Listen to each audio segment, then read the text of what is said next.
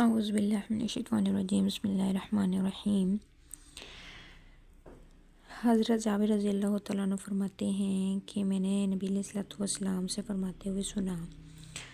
کہ ان فی اللیل ساعۃ لا یواقفها رجل مسلم یسأل اللہ فیہا خیرا من امر الدنیا والآخرہ الا اعطاہ ایاہ وذلک کل لیلہ، کہ میں نے حضور علیہ الصلوۃ والسلام کو فرماتے ہوئے سنا، بلا شبہ رات میں ایک ایسی گھڑی ہے کہ جو بھی کوئی مسلمان شخص اس میں اللہ سے دنیا اور آخرت کی اور کسی بھی خیر کا سوال کرے گا تو اللہ تعالیٰ اسے ضرور عطا فرمائیں گے، اور یہ گھڑی ہر رات میں ہوتی ہے۔ ایک اور حدیث مبارکہ میں آتا ہے، نبی علیہ الصلوۃ والسلام نے فرمایا کہ جو شخص رات کو آرام کرنے سے پہلے اپنے بستر پر پاک حالت میں یعنی وضو کی حالت میں پہنچا اور اللہ کا ذکر کرتا رہا یہاں تک کہ اسے نیند نے پکڑ لیا، تو رات میں کسی بھی وقت جب وہ کروٹ بدلتا ہے تو اللہ تعالیٰ سے دنیا اور آخرت کی کسی بھی چیز کا سوال کرے تو اللہ تعالیٰ وہ خیر اس کو عطا فرماتے ہیں۔ تو معلوم یہ ہوا کہ پوری رات کے اندر ایک گھڑی ایسی ہے کہ جس میں جو دعا کی جائے تو وہ ضرور قبول ہوتی ہے۔ حدیث میں اس گھڑی کا تو پتہ نہیں بتایا، اور اس پتہ نہ دینے میں بھی کوئی نہ کوئی حکمت ہے، مصلحت ہے، کیونکہ مومن جو بندے ہیں وہ رات میں وقت بے وقت جب موقع لگے، یاد آ جائے، لیٹے ہیں بیٹھے ہیں تو دعا کرتے ہیں اور دعا کرتے رہتے ہیں۔ دعا سے جو ہے انسان غافل نہ ہو، مانگتا رہے، جس وقت جس کروٹ پہ بھی اس کو یاد ہے، جب بھی موقع ملے تو وہ اللہ سے مانگ لے۔ اور حدیث میں فرمایا کہ جو شخص باوضو رات کو اپنے بستر پر لیٹے اور اللہ کا ذکر کرتے کرتے سو جائے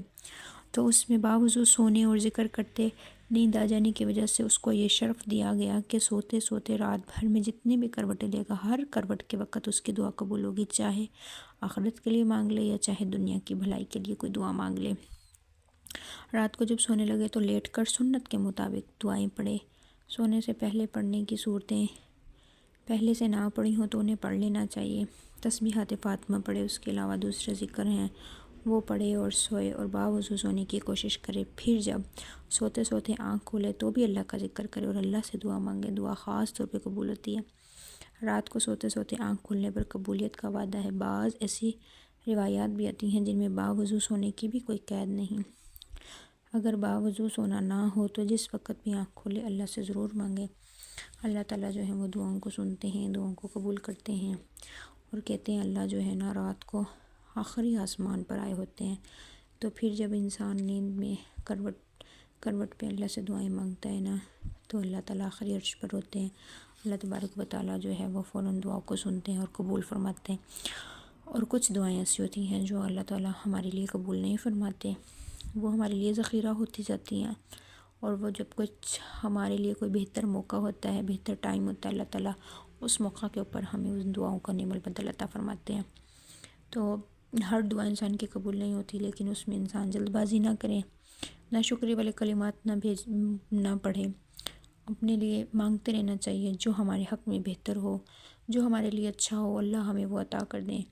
اور جو ہمارا قبول نہیں ہو رہا تو سمجھ لیں کہ اسی میں کوئی مصلحت ہے، کوئی حکمت ہے، کوئی خیر ہے، تو وہ اچھا موقع آنے پر اللہ تعالیٰ ہمیں عطا کر دیتے ہیں۔